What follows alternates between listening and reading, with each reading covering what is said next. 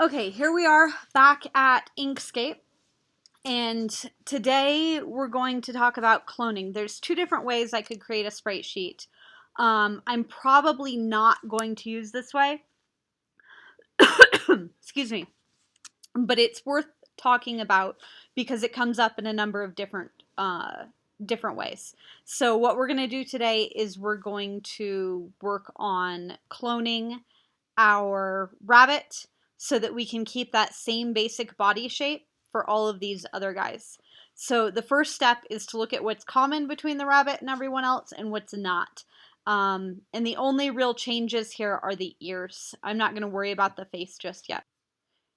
So in order to do a nice clone of this guy, I need to get my node select tool and I need to separate his ears off of the rest of his head. And make his head go back to being round, and then we'll have some issues to deal with that, but we'll cross that as it comes. So I'm going to select this node right here, and I am going to split it so that this becomes two different nodes now. So I have one that's part of the head and one that's part of the ear. I'm going to do the same thing with this one. So what I'm doing is I'm taking this one that says there's one node and turn it into two nodes. Break path at selected nodes. I'm going to do the same over here for this ear. And the same for this ear.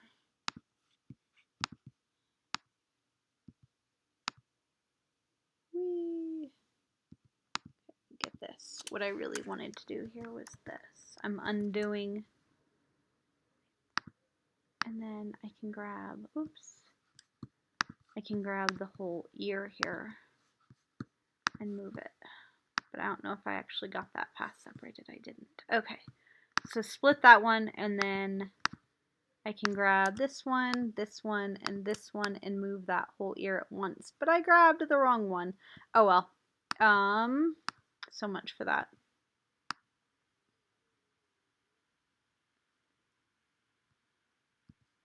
And then grab this one. And then I'm going to delete that whole path right there. And I'm going to go ahead and connect these. And as I said, that's going to create some different problems with our ears showing up. But we can take care of that with a fill. So that's what we'll do. So I'm going to select these two nodes, and I'm going to say join selected end nodes with new segment. And now I have a head shape again. Oops. I want both of those to be smooth. Smooth. And make this one smooth. Did I accidentally make that one symmetric? Nope. Okay, perfect. So I get another head shape. I've got some ears. I'll have to mess with those here in a moment. And what I need to do from here is separate the ears from the rest of it. So path, I want to cut path. I think that might have done it. Nope, it didn't. So let's try that again. Shift, shift, shift. So I have all of those. Object. You know what? I'm just going to delete them. It's easier that way. Okay. So now I have my basic bunny shape. Or my basic body shape for all of my animals. And so what I'm going to do now is I'm going to clone. I'm going to create a clone. And now I have a clone. And what's special about a clone rather than just a copy is when I come over here with my node tool and I move his arm out, my clone moves his arm out too. Which means that we now have the ability to create one body for all of these animals, but then turn around and give them different shapes for our sprite sheet.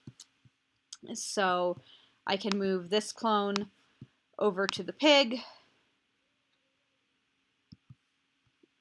And then I don't want to clone my clone because that gets really weird.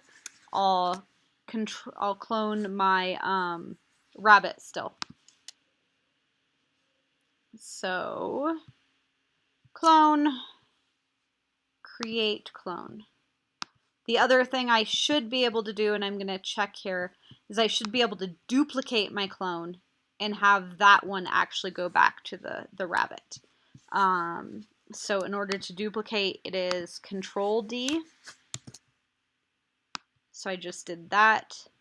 And now let's see which one this is a clone of. You can find out where the parent clone is by going over to our clone and hitting Select Original. And yep, it does go back to this original parent. Okay, so I'm going to delete him though because I'm only going to worry about the pig and the monkey right now. As you can see, this arm isn't quite lined up. I want to get it lined up a little bit more correctly. My daughter had complaints about how far his legs were spread apart, and she wanted him to have fatter little legs like that. So I can do that. I can play around with the shape with all of these guys and then turn around and turn it into clones. Or have them all copy. Okay, I had to take a quick break to look at something. So we have our character here, and if I want to fill this guy and make my pig a different color, come over here, you'll see that I can't. Because he's a clone of this original object. If I change the fill color of an original object, I change everything in it. That is, unless we go ahead and make it so that we are unsetting the paint. We're making it undefined so that it can't be inherited by these other guys. Which means that if he doesn't have a paint color, then they don't have a paint color that's determined by him. So we're going to unset both the fill and the stroke color on him. And they're going to be undefined, and that way we can change these guys. But in the process of that, we also need to make another clone for our bunny here. And I'll just do that by duplicating one of these guys. That's Control D, not copying, duplicating. And then I'm just going to double check, make sure that I still have a guy. Yep. Okay, so now I want to go through, I want to make my bunny white with my fill color. So I think that's FF, FF, FF. That fourth FF is solid, and all I'm doing is saying I want it full red, full green, full blue, and full transparency. And so now my bunny is white and I can't see through him. I would like my pig to be that nice shade of pink, which means I'm going to want some red. Not really going to want green or blue, mostly just red. Oh, I'm bad at this part. There we go. Oh, there we go. Okay. I generally just kind of keep playing with the colors until I find what I like. So my pig's going to be a nice bright pink. Also, while I'm doing this, I'm going to turn this layer here and make it a little bit transparent so that I can see what's going on underneath it. So eventually I can put in the rest of the facial features and all of that stuff. Okay. And my monkey, back over here to fill in stroke, I'd like to be filled with brown. And I'm going to pick that out of a color wheel. Or, yep, a color wheel, because that's a little bit easier for me. Brown is somewhere around here. It's going to be kind of an orangish brown. There, I kind of like the looks of that. And you'll see that the monkey has some more styling in here, and we'll get to how to do that next time. We're not going to actually do that with this cloning method. We're going to do that with another method of layering that I prefer. So, but the cloning method has its own purpose, and I'm glad to have a moment to do that. I also want to make sure that we can actually see the color on the monkey. I'm going to make everyone filled with just black paint. That is easier to do as 0, 0, 0, 0, 0, 0. Our final one is FF so that we can see it all, and that's what solid black is. It just means 0 of each of these colors. Do the same thing with my piggy here. 1, 2, 3, 4, 5, 6 zeros, 2 F's. And my bunny. 1, 2, 3, 4, 5, 6 zeros and 2 F's. There we go.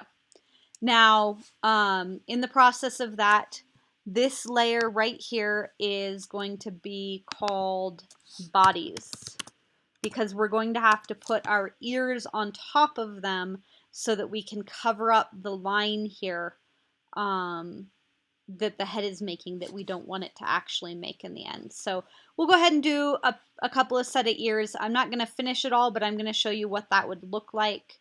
And we'll get into more of the layering of the bodies next time as we take one of these guys and focus on them. So we'll go over here and we'll do the monkey because he's got a fun little tail too. So his ears are going to be another Bezier curve.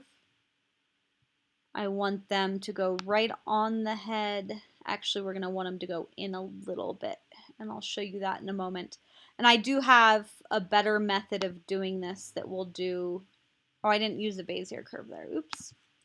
That we'll do for the final layering, that you get the outline on the outside without it on the inside. It makes things a little bit easier. But again, I just want to show you the basics of how we might do this in this one. So we're going to, remember, use our node tool, use shift to select our nodes and pull them out. I want some funnier monkey ears than he has that go out a little bit more. And then I'm going to pick my color, my fill in stroke, and I'm going to use this color picker so that it is the same color as the monkey. Oh, I did that for the stroke. Control Z, I'm going to do that for the fill. I want a fill on the ear, and it already has it being the same color as the monkey. And as you can see, it already covered over the outside of where the monkey ear or the monkey head line was right there. But I'm going to be safe, and I'm going to move this into a different layer, because what would happen is if we were to lower this object in the same layer, you'd see the head appear. And I don't like to have to keep track of that. So I'm going to add another layer, and it's going to be ears, etc. And it's going to be above the bodies. I'm going to select this ear. I'm going to move it to the ear layer, move, and now it's above it. And you can see, we can kind of see the trace of his head in the background. That's just because our layer, our ear, is not fully. Why is our ear not fully opaque? Our ear now should be. Maybe down here. Nope, down here we messed with our ear's opacity and we didn't want to do that.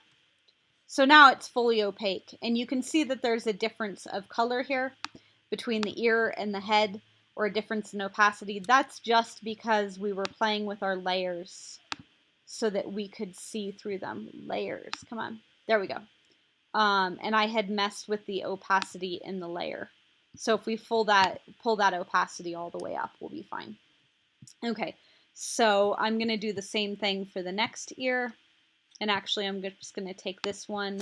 I'm going to duplicate it, Control D, grab it with my actual tongs, and that's clearly not going to work.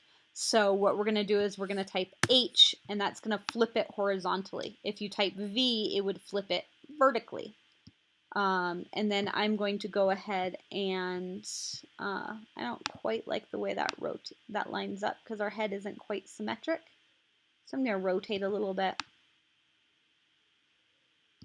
And as I noted, it's doing some funky things a little bit as far as this line is going into the head a little bit more than I like. We'll take care of that next time. There's a way to take care of that more properly when doing sprites.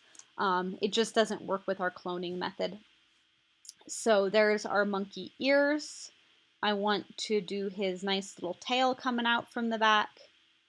That's going to be another Bezier curve. Just these three. Enter. shape out our nodes.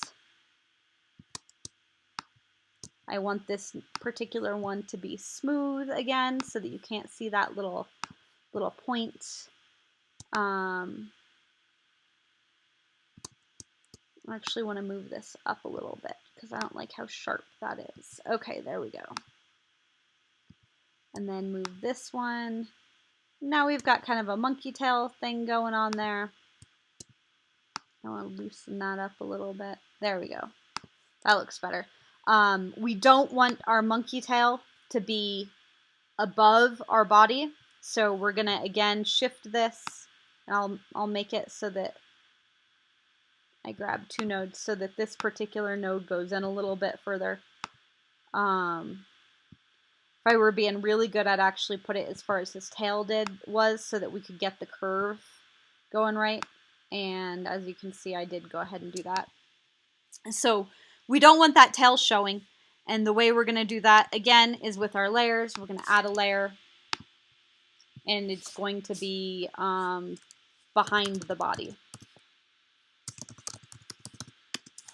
And we're going to move it down below the body there. I'm going to put my tail into it. Move selection to layer behind the body.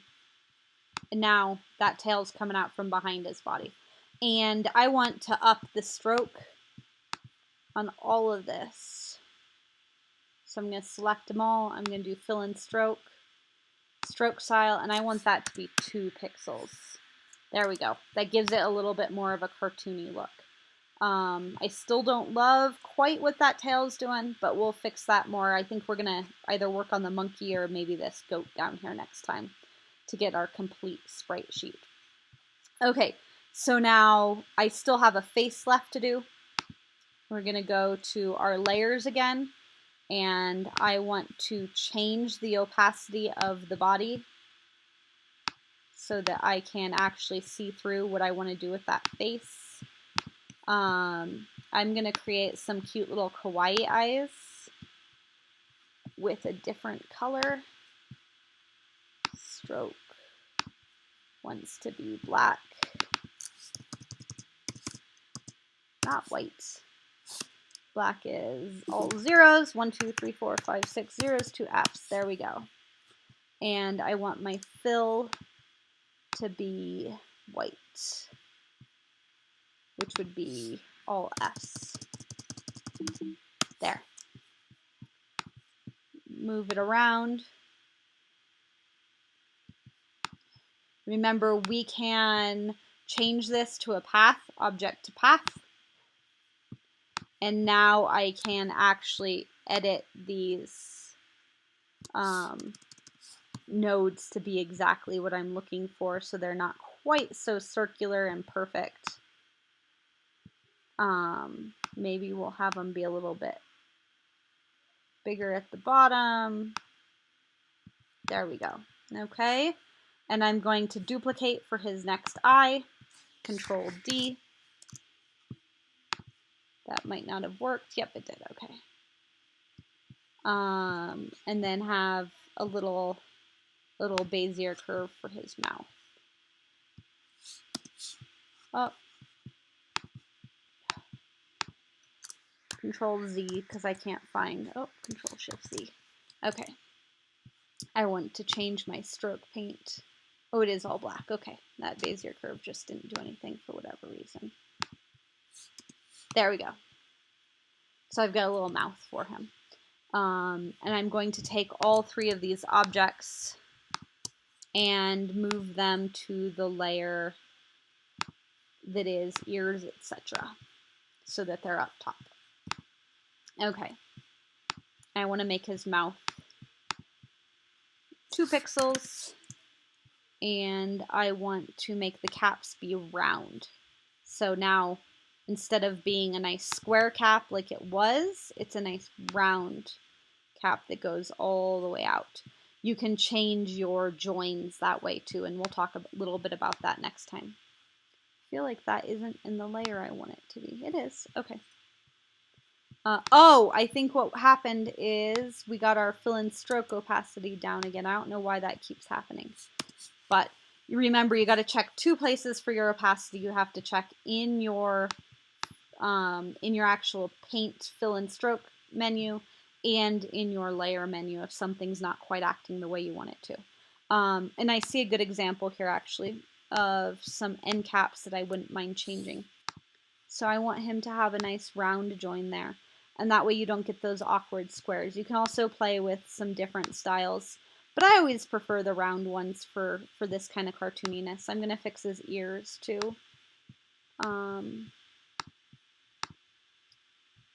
And there we have our monkey, especially if I go ahead and get rid of the opacity on the body layer.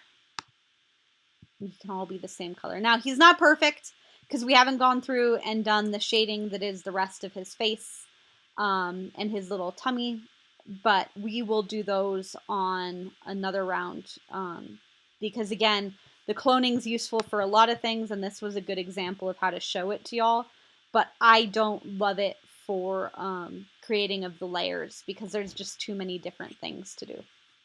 But that is it for today.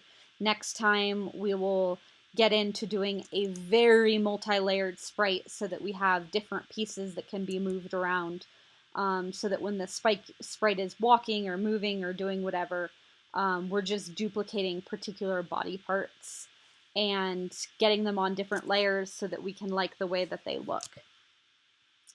See you.